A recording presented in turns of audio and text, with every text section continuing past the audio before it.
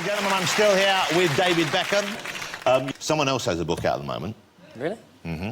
Well, lots of people do. It's Christmas, but in particular, I'm thinking of Alex Ferguson's book. Mine has less words in it.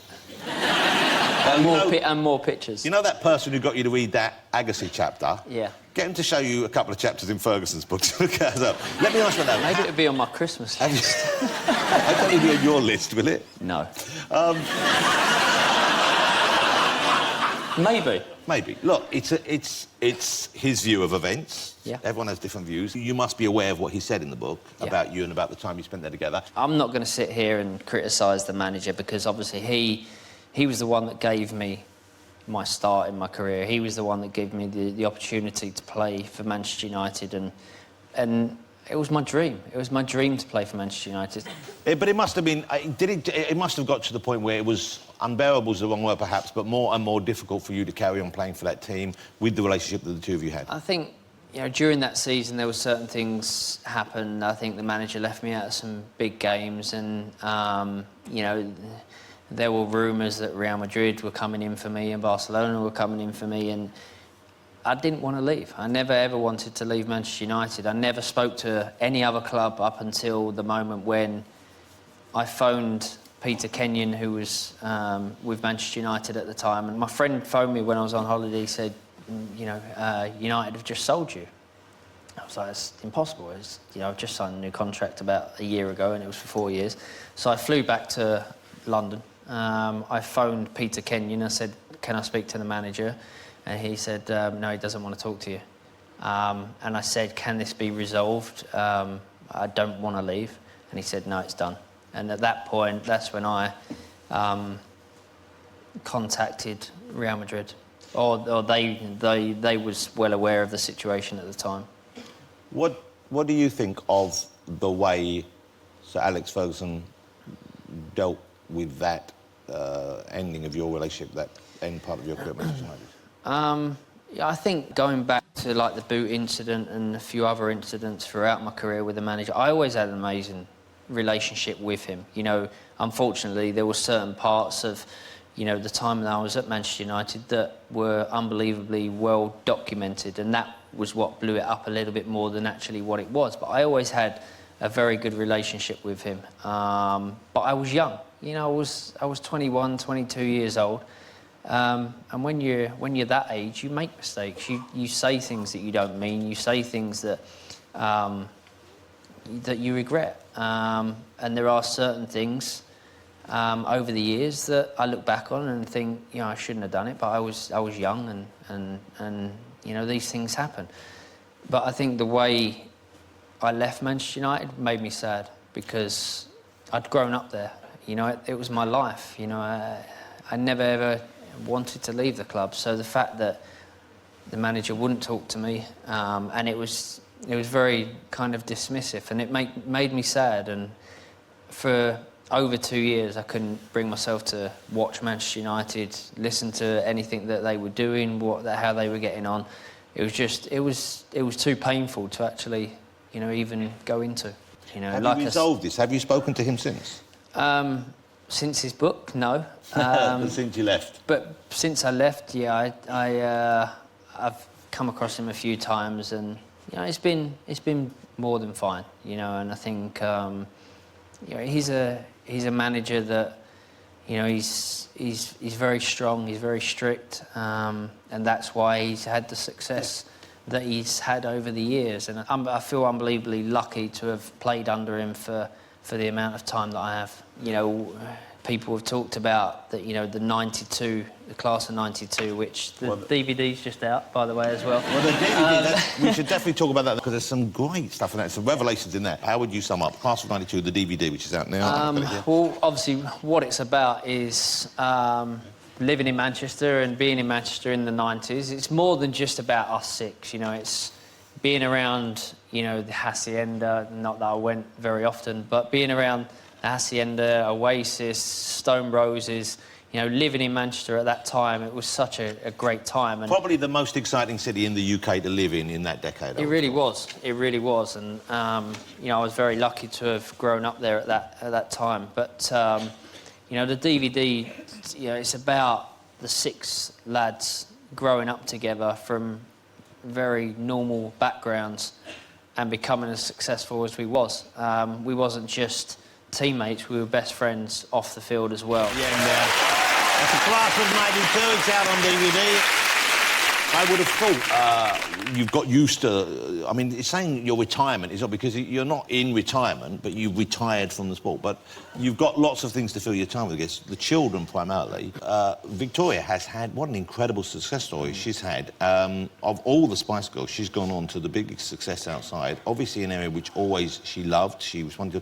And has done brilliantly in. And I know how hard she works at that. I know how much commitment that kind of field takes out of people. So she's earned every moment of it. But you could, essentially, you could actually retire on her earnings now, couldn't you? If you wanted to, you could just kick back. I hope so. I'd love to. But, you know, her success has been really incredible. And it's simple. She works really hard. You know, she's a great mother, of course, and she looks after the boys and Harper. And that's our priority, and that's her priority. But she works really hard. You know, she's a hard-working mother, and she deserves the success that she's had. So you're kind of more of a house husband at the moment, then? I really am. I really am, but I love it. I love it. I must admit, I love... You know, I've been lucky. I've always been able to take the boys to school in the mornings, and then I take Harper to her school for a few hours, and then pick her up. Sounds to me, though, like you could conceivably, you could still pop another one out. Possibly. I know I put that very romantically. Really romantically. But you clearly have such joy in your life from your children. Mm-hmm. Having another one might be a nice thing. Have you had that conversation with Victoria? Yeah, it didn't last very long. We're both very busy and we're enjoying the boys. You know, the boys make us laugh every single day, you know, and Harper's at that age now as well. You know, the boys are trying to teach her stuff. Not all good stuff. Yeah. I actually went into one of the rooms the other day and they're all giggling and whispering. And I was like, what are you talking about? And they're like, we're teaching Harper a joke. So I said, well, because I've heard some of the boys' jokes over the last few months and it's not something that I really want them teaching Harper. So I said, what joke is it? And they said, it's the elephant joke. And I said, you cannot teach your 2.5-year-old little sister a joke like that. Hold it, what joke is that? I don't know if I know this joke. What did the elephant say to the naked man? I don't know, sir. How do you eat with that?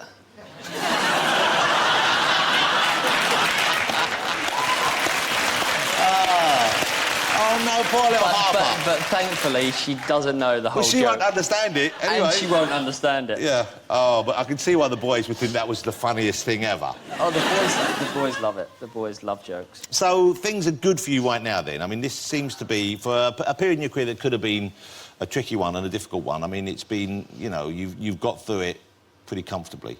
And I would imagine Victoria is the main reason for that. Would I be right, at home? Without a doubt. You know, she's obviously been the person that supported me through, you know, through my whole career, through the great times and the difficult times. And, yeah, she's been the rock. You know, she's the person that I turn to when I need advice and when I'm worried about something. And we're a family unit that sticks together. And that's you know, we've got 4 little children to look after, and they're our priority, but we also make time for each other. And, you know, that's why we've been together for 16 years and married for 14, and it's... Do you have, like, date nights? Do you go out on date nights? We try, but, you know, getting up with the kids at 7 in the morning, getting them all to school, picking them up, taking them to football, you know, feeding them in the evenings, getting them into bed, and by the time we're finished with that, we're exhausted.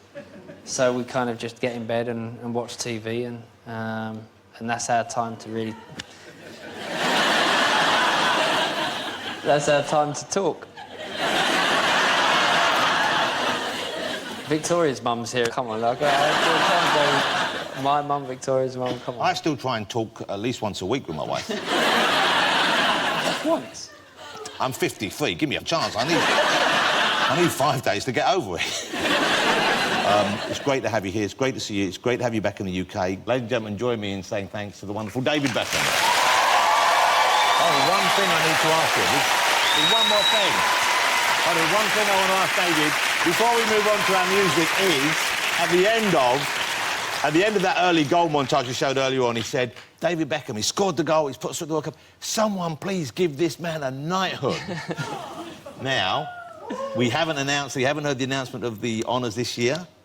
Nor have I. So they haven't tipped you a wink or anything? No, I'm very honoured and very lucky to have what I already have. The OB is something I'm very proud of, and even to be talked about receiving a knighthood is an unbelievable honour. But I'm very lucky to have what I have. Look, I'm going to stick my neck out and say I'm convinced you're going to get it. I don't see how they could possibly pass you over. I know they announce it later this month. How can they not give you a knighthood? So you can trust me on this one. I'm pretty sure. But you also said in the last time that I was on the show that I would be definitely going to the Olympics with Stuart Pearce. I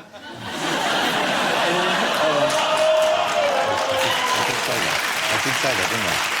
And we know how that went. So...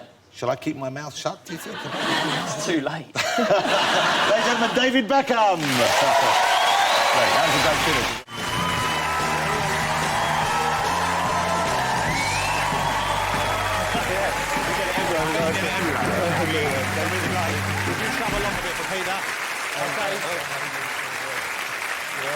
We just saw, at the end of that spectacular clip package, we just saw the famous robot dance, which must follow you everywhere. Guys, how would you vote that if he was on Strictly? We're voting anyway. Yeah. You're quite sure that's true. Yeah, they're just being kind. Okay.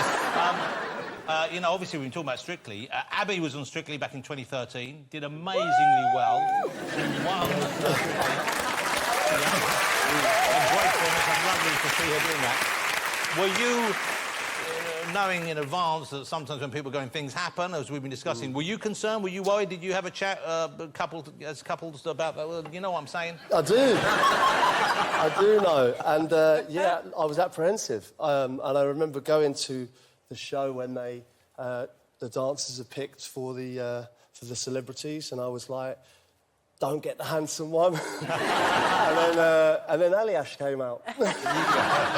So, yeah, I was a bit disappointed, but, he was great, and fair play to him. He came over to me, and, he loved football, so we got on really well in that way, and they danced beautifully, and I didn't know that Abby had that in her. She was incredible the whole way through the series, and watching so you didn't know what do you mean? Generally. You didn't know she could dance, or you didn't know she would commit to something and grow as a dancer like that? What do you mean? Yeah, and I've seen her break dancing in the kitchen after a few wines. See, that's what we want to say. I've not seen her, dance so elegantly, Yeah. and we danced together, but not quite as good as that. But she was incredible. They must have asked you, I'm sure.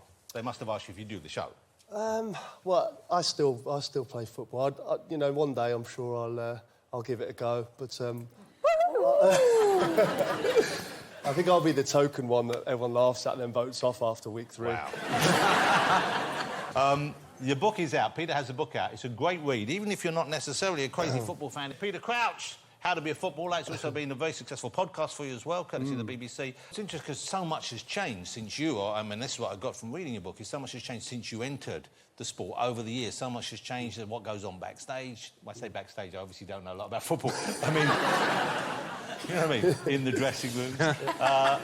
It's changed. What are the biggest changes do you think you've seen? Well, there's so many changes. Obviously, the money that's come into football now. It's like the changing rooms and the training grounds are like health clubs, and the swimming pools, everything's done for you. I know you say in the book how you miss the fact that you all used to have a communal bath after the match. That was a traditional thing, and you don't do that anymore? We don't do it anymore, yeah, and I feel it's a slight shame. What did you like about it? What do you miss about what's missing from your life now, I don't Peter? know, I think I look back at '66 when we won the World Cup, and all the lads were in the bath, and, there was people having beers, and they were lifting the trophy, and it was like, I don't know, it was a bit like a wet nightclub after a game. No, I just felt like when I first started, we did have them. We had the communal baths, and it was quite fun in a bizarre way. Okay, but what I'm just trying to establish is what was fun about it. What was the most... what did you? I'm not being weird. I'm just saying. Right, I just felt that, after a game you've won, you want to be together and you want to celebrate together, and nothing brings you together than a naked bath. I think he'll fit in perfectly with Strictly. Is there anything like that in the world of dance? We had communal showers, Yeah, showers. after the show, yeah. I used to like that too, actually. I'm with Peter Crouch on that. I'd love to be invited to one of those, darling. You know what, guys? After the show tonight, let's do it. Do it. So when you first enjoyed success, the footballer, financial success, and also just the acclaim and the fame that came with it, did it go to your head? Did you change? Did you kind of succumb to those kind of, like, you know, the cliches of being a young footballer with money? Oh, yeah. Without a doubt. My first car was OK. It was like a Volkswagen Polo, and then I started moving up, and I thought, right, I can upgrade a few times now. And I got to Liverpool, I was playing for England, and I bought myself an Aston Martin. And I thought, right, man now. And I remember driving through Hale Barnes one particular day, and I had the window down, I had the sunglasses on, and I had some Speed Garage playing out the window.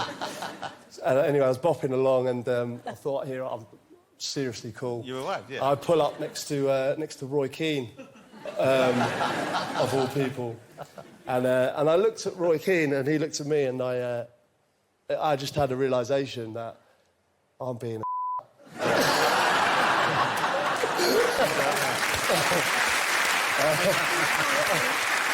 But to have that self-awareness is quite unusual.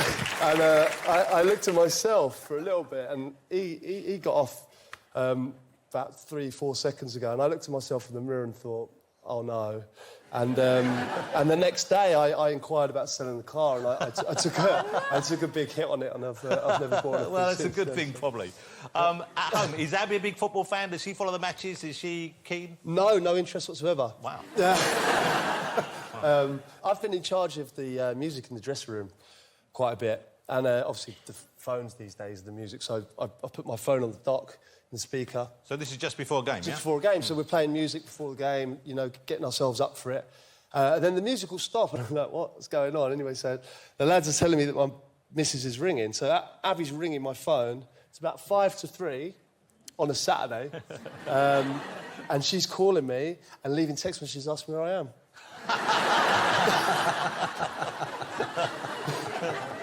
OK. There's a quote which I love, which you said when someone asked you what you would be if you weren't a footballer. Do you know what answer I'm after here that you said? A virgin.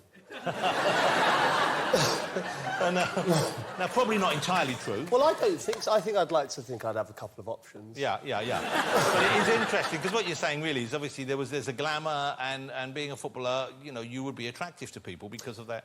Yeah, I think maybe that's perceived to be the case. Yeah. But, yeah, I'd like to think I'd have a couple of options, as I say. Yeah. But maybe not as beautiful as my wife.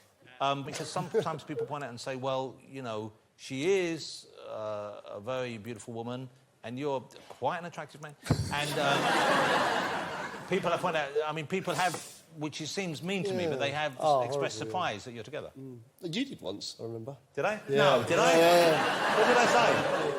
No, I remember you saying, gosh, you've done well there, haven't you? And I said, yeah.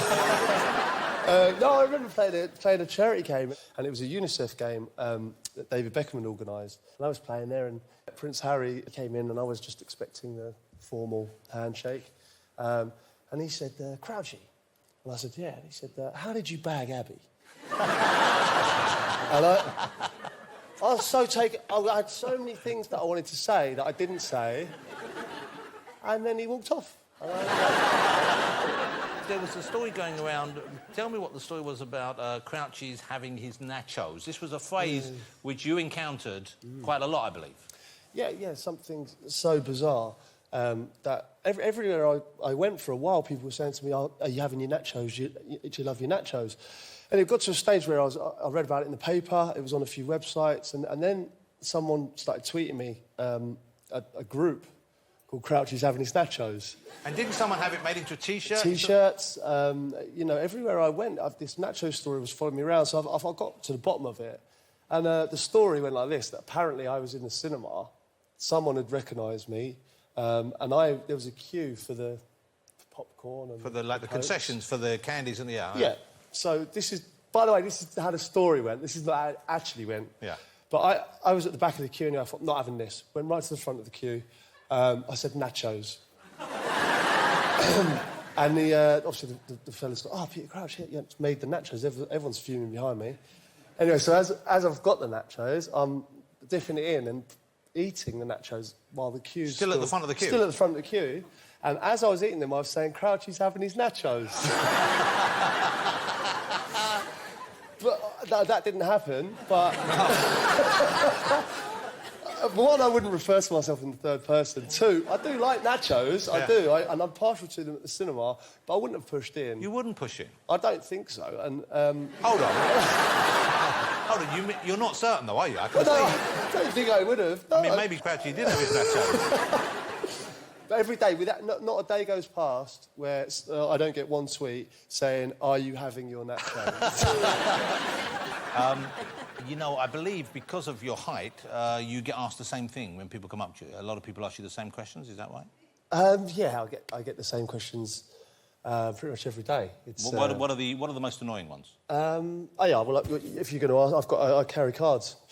So you're about to ask me, when you look up at me, are you tall? I'm going to say, yes, I am tall. I'm going to answer all the questions Yes, on this I am card. tall. Well, read what's on the card first. Yes, I am tall. Yes, I am 6'7". No, the weather isn't different up here.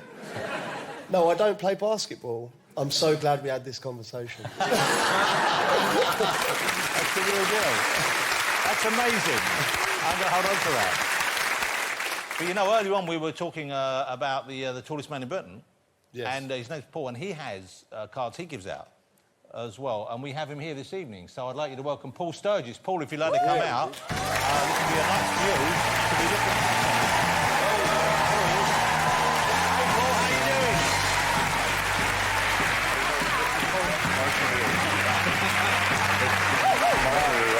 doing? Hello, nice to meet you.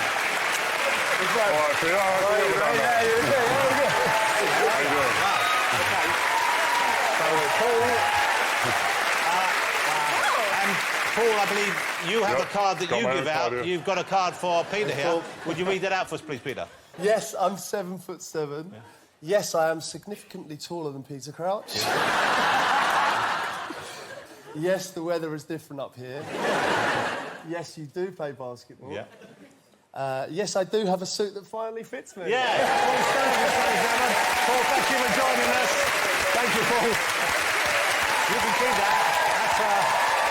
That must be quite an unusual experience for you to be looking up to someone. No, it's amazing, honestly. It really is. Yeah, refreshing. Yeah. Well, you'll be pleased to know we've hired him for the night and he's going to go home with you. Ladies and gentlemen, Mr. Peter Crouch. Thank you, Peter. That was great.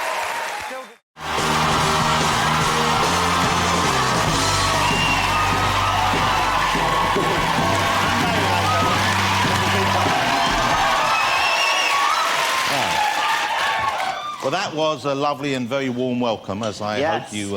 Thank you, guys. That there. OK.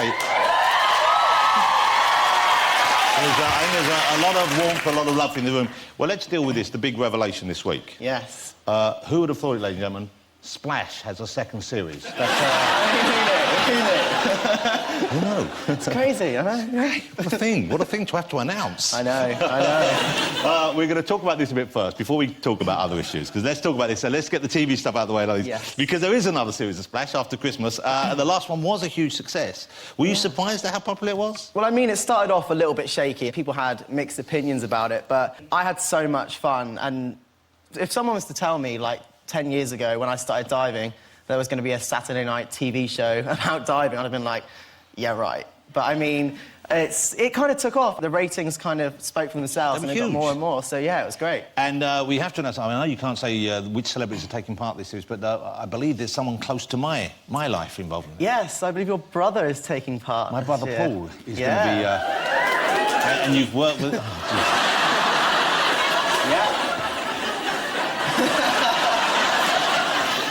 You think that's bad? You should see me in a pair of trunks. But, you know, years ago, he did... there was a celebrity kind of a charity singing thing over on BBC for Comic Relief, and he did that. And I was watching it home with my daughter, and she turned to me quite seriously. She was about 8, and she said, he's brought shame on the whole family. So what? He's going to... How is he doing, though? How is he? Is he brave? He's doing really well. I mean, obviously, when you think that you're going to be OK going up onto a 10-metre board and people think, yeah, you'll be fine. And when they get up there, they soon change their mind. But I mean, he's doing really well, and he's working on a little something special. But I mean, yeah, it's going to be good. On the last series, of course, you had Joey Essex on. Yes, we who did. is currently out in the jungle, Yeah. doing great and winning new fans. But he's kind of, people like him because he sometimes says, you know, silly, unsophisticated things. Yes. He had some moment with you, didn't he, on the last show? Yeah, when I took him up onto 10 metre, for example, I said, oh, welcome to, like, my second home, this is where I do most... He was like, what, you live here? And he genuinely thought that this was my second home, and I spent all my time He was looking there. around for the bed, wasn't he? I know, he literally was. I can't wait to see it. And it starts, when does it start? January 4th is the first episode, so yeah. OK, and then early next year, of course, you're going to start training in earnest again, I guess. You've got the Commonwealth Games coming up. There's something else before that, isn't there? Yeah, well, I'm training full-time now. I mean, it's always tough, the year after the Olympics, with motivation, because, you mean, it's like... You have that massive high of winning an Olympic medal in front of a home crowd. Yeah. It was the Olympics last year was just insane. So training this year, it's been tough because you've got another 4 years to go. But I'm working hard and making sure that I can get to the Commonwealth Games next year in the best shape I possibly can. We've got the National Championships in February, so just working towards them at the moment. You said, you know, the home crowd for the Olympics here in London was incredible. Yeah. And obviously everyone was so excited. And you did fabulous. You know, you won a medal for us. I know it wasn't necessarily the one you were after, Yeah. but you got an Olympic medal. That's incredible. You're hoping the support will be there for you in 2016. I suspect you'll find more than ever before. And you know what I'm saying. Yeah. Which brings us to the announcement you made this week, the film you put on YouTube, which was... Yes. to tell us about the thought process leading up to that. Why on YouTube? Why now? Well, to be honest, it was a terrifying decision to make. I didn't know what the reaction was going to be like. I didn't know how it was going to go, but I just felt like I needed to say something. I mean, there was rumours, there's speculation and all that kind of stuff, and I just wanted to be able to say something in my own words from my heart, because I didn't know what else to do, and I didn't want to be, like, caught on the back foot, like, of anything. I wanted to be able to be honest and open about my life, and obviously some parts of my life are private, not very many, I'll give you that, but, I mean, I felt like I had to say something, and right now I couldn't be happier. I mean, the support and the reaction has just been amazing, and it's because it could go one of two ways, I mean, but everyone's been so supportive, and just have to thank everyone for being so supportive. Well, I don't think...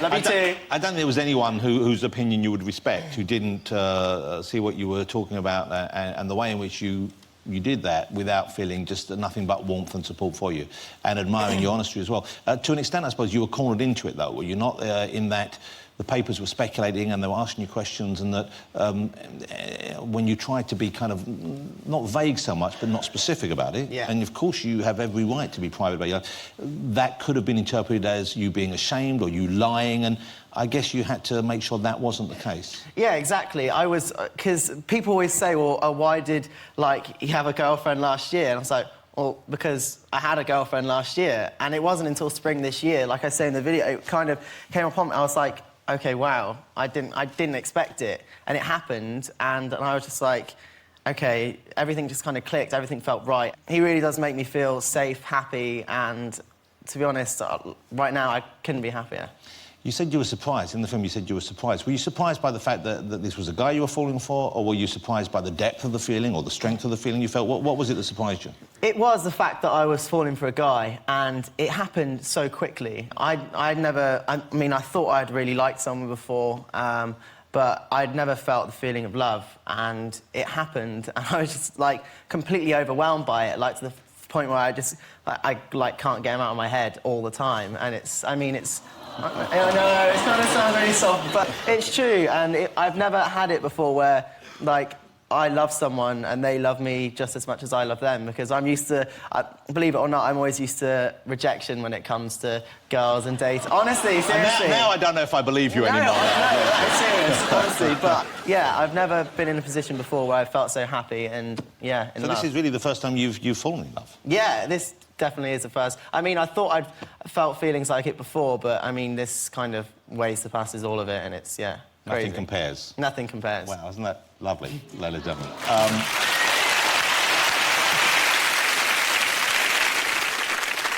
You must feel a degree of relief, I would have thought, the fact that you don't have to even think about people asking you anymore. Exactly. It was all the time, like, when I was doing interviews with sport, when I was doing interviews with whatever interview I was doing, it was always, are you in a relationship, who are you dating, you got a girlfriend, all that kind of stuff. And it felt like it was my dirty little secret. I mean, it was one of those things that it felt like I had chains wrapped around me. I couldn't say anything. I couldn't be who I wanted to be. I felt so alone and trapped in who I was, and just telling one person made me feel like so much better. Like, the first person I told was my friend Sophie, and just telling one person was just... It just took such a weight off my shoulders to be able to talk about it with someone. You know, you mentioned the thing as well, you mentioned your father, and people have said to you, what would your father have made of this? Yeah. And I guess that, you know, we talked about this when you were on my show last time, about your tragic loss of your father so young in your life. It would have been nice to be able to tell this, of course, but he seemed like he was a very chilled guy anyway, I got the feeling from you.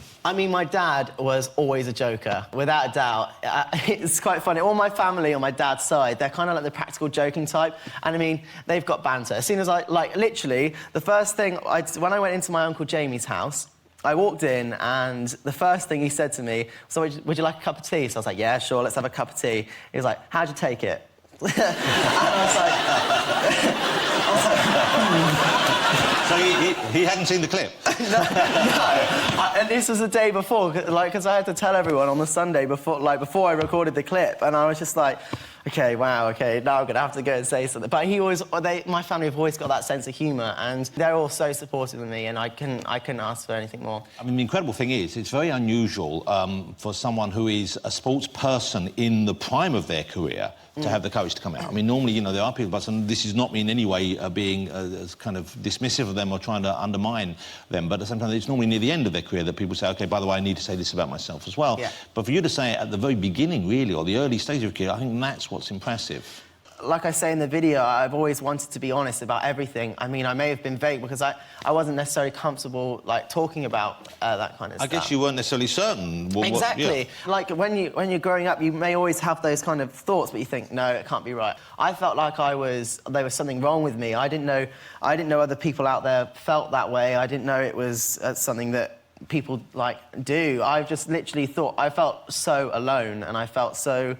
like, locked away. I felt like I couldn't say anything, I couldn't be who I wanted to be, and, like, from Monday, I felt like I could just be myself. And there'll be many young people, young men and women watching who maybe are in that situation, in the situation you were in before you had... What would you say to them? Just even if you're just able to tell one person, if you're able to tell your story and say how you feel, then I've had people that have sent me messages on Facebook and on Twitter, and they said that they've actually managed to be able to tell their parents today because they felt like they could, and they felt like they had some hope, and it wasn't like everyone had to kind of hide away from it, and no one has to kind of be ashamed of it. And to be honest, like, I couldn't be happier. I mean, it shouldn't matter who I'm dating, but in this day and age, but people want to know, and I feel like if you've got something to say about something, then you can tell someone and just be who you want to be. That's inspirational, and that is why I think you've become... I mean, you already were to an extent, but you've become very much a role model. And you, whether you're aware of this or not, I think you will find that you have become a very important figure to a lot of people. Let me ask you one thing, that you know you were talking about, you know, the shock you felt, the surprise at falling in love. Can I ask you, was it a sort of love at first sight sort of thing? It really was a love at first sight. I mean, I'd never felt anything like it before. I hadn't even talked to him, and I was just like, OK, wow, OK. Sizzle. Yeah, I didn't know. I was like, OK, I didn't know what to do. I didn't know if he was gay or whatever. I was just like, OK. And so who made the first move? Actually, it was at the end of the night. We hadn't even talked, and I don't normally do this. This isn't how it went. But I wrote in his notes with my number, and I put "call me" with a wink face. And then I had a text in the morning, and I was like, oh, I can't believe I just did that. You know, like, I didn't realise I'd done it. I was like, oh, so my the wink God. face was you saying more than just, hey, enjoy chatting with you. It was like, yeah. Are you interested? Because I'm interested. Yeah, it was one of those. And, yeah, ever since, it's kind of gone from there. And, wow. Yeah. I guess some people might say, oh, well, he's in love now and maybe he won't focus as much on diving. But you're saying, really, that in a way, it's going to enable you to focus even more. he was what saved me from not wanting to dive anymore. So you were thinking about stopping? After the Olympics, if you ask any athlete, everyone feels down in the dumps about it because it's such a hard way to get back into it.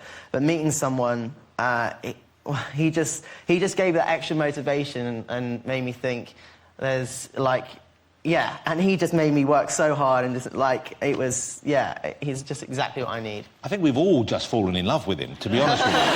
He sounds great. Honestly, he really is, and I hope everyone is so, like, as supportive. Once again, I think I speak more or less for everyone here when I say how proud we are of you, which might sound weird, and I hope it doesn't, but we're proud of you. Thank you. So thank you. Tom Daley, gentlemen. Tom Daley. And Tom will be helping us out at the end of the show. It's going to be dangerous, but, you know, we'll see if we can find a spare set of goggles for you. Novak, it's great to have you here. Thank you so much for coming on the show. It's great to be here, thank you. Novak is in town because he's taking part of the ATP Tennis World Finals. He's on at the O2 here in London. It starts tomorrow. It goes through till next Sunday. Your first match is Monday against John Isner, I believe. Yes. Confident? Yes, it's been a great season, especially the last 5 months, and you know I grew a lot of confidence in winning a lot of matches in the last 3-4 months. So hopefully I can have a nice season finale. You won your 4th Wimbledon championship this year, which is amazing. 4-time Wimbledon winner right here, amazing. Of course, it's one of the 4 Grand Slams in the world. Which one of the Grand Slams is the Australian Open, the French Open, yes. the American Open, the USA, and of course Wimbledon? Yes. Which one is your favourite to play at? Which one is your favourite to win? Because you won all of them, of course. It's not just because I'm in England right now, but it's Wimbledon. It always has been Wimbledon. I used to construct the Wimbledon trophy out of this, you know, improvised materials, whatever I found at home. You know, I was always dreaming to win that tournament. Can I interrupt? You girls don't know this, but me and Novak actually played tennis together. Wow. Yes. Wow. Really? Yes, Wait, did you really? You don't play I've tennis? played with Mel B and really with good. Jerry too. Wow. You did? Yeah. This year. I'd really like to ask, who is the best player out of these two? You're putting me on the spot. Yeah. Oh. Diverse styles. Come on! Good answer. He was the umpire on my match. I You were was an amazing. umpire, You were yes. really helpful. But So you didn't actually play? No, I was playing and the umpire. Well, we actually played together. So I think I win on that one. We did play. That's not true. That's not true. Oh, just we leave it did at that, play. fine. We did play. After that, We played afterwards. It's all about the yin and the yang. It's all about This show, I think everyone will agree, has been amazing. But the best thing I heard about this show was in the corridor. I was walking down the corridor, and as you know, Jack Severetti's going to come on and sing with Kylie, and Jack's brilliant. And as I was walking, I heard one of the runners behind me go, "I've just been asked by Jack if Novak will sign his balls." And I turned round and she had a handful of tennis balls for Jack's children that he was bringing in for you to sign. I thought, just in isolation, that's the best thing I've heard of. But I read something when I was doing some training. Somebody was giving me some stuff about mental toughness.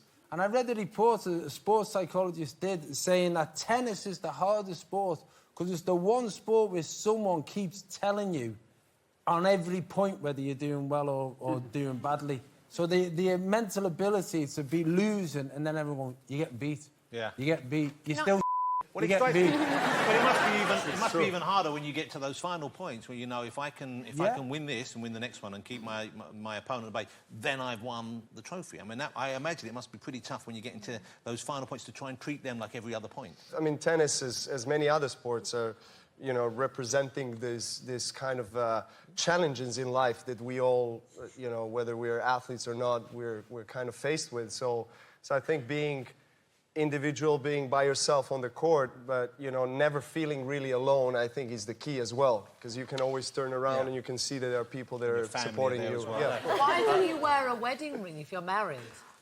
Oh, there's an eye of a single woman, isn't it? It's on the other hand. Yes, it's the other hand. Is that in your different? The Orthodox. Orthodox. Okay. Look, she's always... I was like, I knew I put it on before I came here. Just for that, I love you, darling. Just right here. Just don't make any jokes about the menopause, because you almost got crucified. I was at Wimbledon when you lost to Andy Murray. Okay. No. I don't know what you're talking about. You don't remember that? Why are you bringing that up? I tell you why. Because I'm a That's it. And I forgot, and I was just excited. That happens to me all the time. I say things when... Yeah. Why aren't you wearing a wedding ring? Sorry. I don't think I've ever seen anyone eat some of the court before. Was that just to remember the moment? You know, since I always dreamed of winning Wimbledon, I wanted to make it special when I get to that moment. Yeah. And it was never if, it was always when, because I visualized it so strong. I knew it's gonna be, the dream is gonna be realized. So I thought, well, I might do something special. I didn't, well, it's Wimbledon, you can't just like jump, scream, roll around or whatever. So I thought, well, I might as well just have a little bit of the grass. So it became a little bit of a tradition, and yeah, done it 4 times. You don't have too much of the grass, because that will affect your play. Let's look at that. You know, you're in an enviable position, and you've earned this, of course. You're one of the very few tennis players who've held all 4 Grand Slam titles. That's an amazing achievement. I think there were 2 other men, Rod Laver and one other. But also, you have won a total of 14 Grand Slam titles. That's amazing. Now, I believe there are only 2 people ahead of you. Yes. And one of them is in town. Roger Federer is in town. He has an unbelievable 20 Grand Slams, and Rafa Nadal has 17. Now, presumably, I mean, are those figures important to you? Do you focus on that and think, OK, I want to try and beat Roger's record? Yes. You meditate as well, don't you? You meditate a little bit? So yes. I'm really a strong believer in visualization, in just imagining something that you really want. That's exactly what I did to get the group back together. There we go. Yeah. I love that Melby's taking all the credit for it. Have you ever had an out-of-body experience while meditating? Have you ever felt yourself drift away from your body? Wow. What happened? I came back. Too quickly.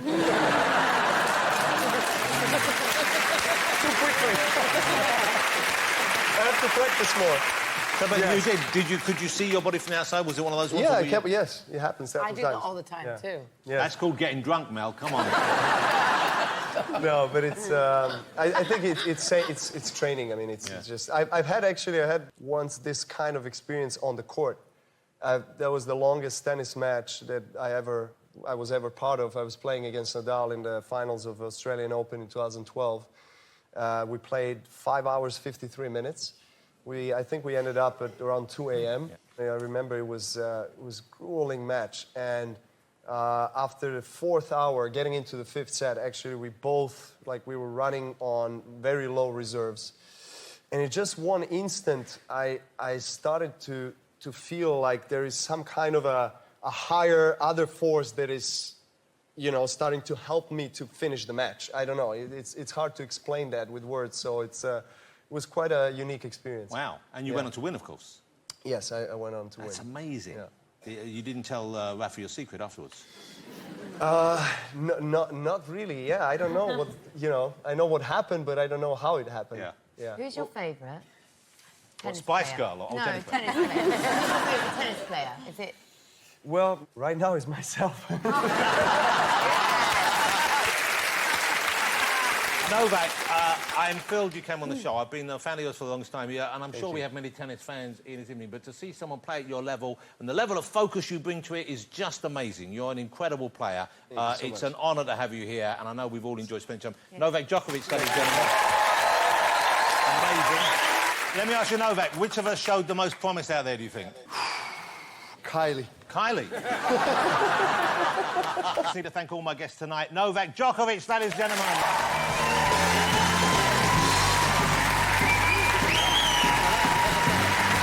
Thank you for coming on, Dina. Love to have you. Keith is Josh. Thank you. Dina, thank you so much for coming. You look fabulous. Oh, thank you. Thank you for having me. You are our fastest British woman. When you set that time, did you go out and celebrate afterwards? Was that a big moment for you? Well, which one? No, because after the 100, I had the 200. After the 200, I had the relay. And after the relay, I was tired. So, So home there to was bed. no... Did you treat yourself though? Did you think, OK, I've achieved something here and I'm gonna mark this milestone in some way? I mean, yeah, I've eaten a lot of food that I wouldn't normally have. I mean, there's sweets back there, and I probably had like 20. I'm sure if they were filming me, there'll be like a counter. Yeah. Definitely had more than I All the should. sweets are gone. And so, because presumably when you're in training, you can't just indulge yourself in that way. No, not at all, because you think about all the other girls around the world that are probably doing like Rocky-style training, and I'm just, I'm sitting there eating sweets, eating Dominoes. Imagine if Rocky was your uncle. It'd be a surprise, wouldn't it? Like, what's up there? But so you're... Only I can crack that joke. Yeah. So that's the... So this is the period when you're not in training, then you call this off-season, is that right? Oh, yeah, this is off-season. This is the... I can't say it's the best time of the year, but it's one of our favourite times of the year when I can go on holiday, I can eat, I can go out, I can do all the things that 10 months of the year I really can't do. Yeah, yeah. Because this morning, I know that we were trying to get hold of you earlier because we thought we might get you to bring a picture along to the show. We didn't get hold of him. We asked you what you were doing this morning. What were you doing this morning? I was ordering Dominoes in bed. Yeah. So that's a good start. But you were waiting... Why are you supposed to be like that? But you were in bed waiting for them to open so you could order, is that right? Yeah, I mean, like, you probably didn't know, but they only deliver from 11:30 in the morning. So, at like 8 a.m, I was like, oh, I'm really hungry. Can I be bothered to cook? No, it's off-season. I was like, fancy pizza at 11:30. So I was like, you know what, I'm going to go back to sleep. When did you get into professional sports? At what age did you think, OK, this is for me? Well, to be fair, I thought this was for me after about 9 years of running when I was nominated for BBC's Young Sports Personality of the Year award when I was 17. That's when I really took it seriously. Before that, it was a lot of fun. I got to go and like train with my friends, chat. By then, I was an international, so I know I wasn't taking it seriously. That's amazing that you weren't taking it seriously until you were young sports person of the year. I didn't win it. I didn't win it. I think I came third. I was nominated, and I was nominated alongside career sportswomen. And I thought, you know what, if the BBC and all these people think that I should be on a platform like these ladies, then I should probably take it a little bit more seriously. Wow, wow. So that gave you a nudge just to focus a bit harder? Yeah, I mean, before that, I was thinking about going to the best university for me academically. And what did you want to study?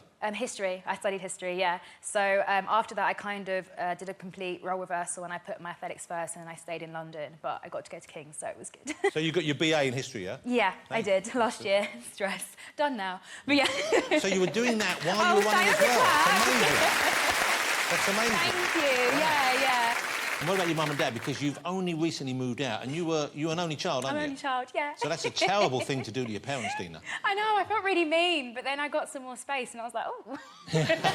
And do you still see them a lot? Oh, yeah, I'm an only child. They're there every day. A few days ago, I arrived in the country after my last competition and by the time I got home, they were there cooking dinner for me. So, wow. Yeah, we are a very close-knit And you family. said, I don't want that, I want Dominoes. Could you imagine? My mum was slaving over the stove and I turned around like, let's order pizza. She would have been fuming. Yeah. Do you get paid for running? Me, yeah. It's amazing, isn't it? Do you get paid for being you? It's amazing. It's the same thing. Do you get paid when you're training? No, you only get paid when you run fast times, when you win races. So if you ain't winning races, you ain't getting paid. Oh, honestly? Yeah, that's why off-season is short and I go back to training. I imagine you do. I bet people want to race you. I bet guys in particular want to race you. Yeah, I've always been asked to race in public by men. I don't know. What, when you're in the streets, some people come up and say, do you want to race? Yeah, sometimes. Yeah, commonly. They're like, oh my God, I can totally beat you. And I was thinking, you know, and I'm like, I don't think you can. In the nicest way possible. Like, obviously, I'm not trying to be mean, but I'm like, this is actually my job to be really fast on a good day. But I don't race people in public, Well, quite right. No, because I'm competitive, that's why, so I'd have to win. You would have to win. I'd have to. But when you train with men as well as women, don't you? Of course, yeah. So you race against guys on the track, okay? Yeah. And presumably you can beat some of them, so... I don't want to talk about that. They're my training partners. I can't say that on national TV. But yeah, no, I love training with both men and women because men and women train differently, I think, and it's really interesting to have the intensity that comes with running with guys all the time because obviously they don't want to let me win at any time, at any rep. Even if we're meant to be going at 50% or 70%, they will go as fast as they can. Of the three of us here, who would be the easiest person to beat, do you think? I think it might be you. What? Wow. You're quite, you're quite tall and like not that tall people can't run, but you know, like coordination-wise. Yeah. So my height then really is the issue. Yes. Yeah. No. Okay. Yeah. Yeah. So what's the next big event? Because we've got the Olympics in 2020, and I guess you've got your eye on that. But before that, there's something. We've got the World Championships in Doha about this time next year, I think. Right. So when would season begin for you to start training for that in earnest? the end of October. Right. Like, yeah. So pretty soon. Yeah, that's why when it comes to those 10, when you think about the Olympics and you see those people on the line, like the Usain Bolts, everybody running for 10 seconds, they've trained their whole life for 10 seconds. They've trained directly a whole year for 10 seconds. So if it goes wrong, you're like, oh, I'm so sorry. But when you're there, how close? I mean, do you banish the thought that you might lose from your head when you're running those games? That's not an option. You have to, because even if you're scared inside and like the real you, the real you like has this. Am I good? Are you an actress pretending to be a Me? sports player? No, but sometimes you have to put on this sense of confidence because even if maybe inside you don't believe you can do it, when you step on the line, you have to. Like that's your job to perform to the best of your ability. And have you ever had a really bad start to a race? Of course. In the semi-final before the 100 final, I sat in the blocks like I was a slug. I came back to my coach. I was like, obviously, I forgot where I was. I forgot I was racing today because I just sat there. And so what actually happened then? Look, if I knew, I wouldn't have done it. Yeah. So you just didn't start? No, I mean, I did. It was my reaction time. So you know when the gun goes, how much time it takes for you to make your first movement? So when the bang, you've got to be... Yeah, I mean, it wasn't too slow. I mean, it was 0.2 of a second, but normally I'm 0.1 of a second. So we're talking... it comes down to that. I know, yeah. It is really fine detail. So the slug might have been a bit over-dramatic. Now, was it... You wanted to be in the Olympics when you were a kid because you were watching the Olympics on TV, is that right? Yeah. And so who was it who inspired you? Kelly Holmes. Dame Kelly Full Holmes. stop, because she came and won 2 Olympic goals. But to be fair, the thing, obviously winning 2 Olympic goals was incredible, and I was like, I really want to do that. But I did history at uni, so I've always loved history, like Greek goddesses. That's what I feel like today. Grecian goddess. But what I really liked was the fact that the winners got like a crown or a wreath. And I thought, yeah, if you win the Olympics, you get to be like a Greek god. And that's what hooked me. But then obviously it was Beijing, the next one. And by then I'd already like started athletics club and all of that. And the next Olympics, I didn't have them. And I remember asking my mum, like, why haven't they got wreaths? Like, isn't that Olympics, the whole Greek vibe? And she was like, well, no, it was because it was in Athens. I was like, oh. I was like, well, I'm already trying to be an athlete now, so I might as well keep going. So you're looking forward to the next challenge. And then if we talk about the Olympics, 2020 in Tokyo. Yeah. You got your focus on that, and I know you've been, and you've got things in proportion here, and you're saying, okay, this is European records we're talking about. You setting here, these are European goals. How much harder is it for you when you go on the world stage? You've got a completely different group of girls, so you've still got to step up again. I mean, the times I've run are pretty good, and they should stand me in good stead in those competitions, but everybody wants to win the Olympics is because it's such a fantastic competition. It's such a fantastic level of competition, and obviously it'll be wonderful if I could do well there. But ultimately, we're gonna see what happens. Well, I'm really looking forward to seeing you win again. I hope you enjoy fully your time off until October. Eat as much as you want, enjoy. But when I was watching the competition, and I was thinking, wow, she's amazing. But now I've met you, I think you're even more amazing. Thank you. So thank you so much for coming in. I hope everyone's enjoying.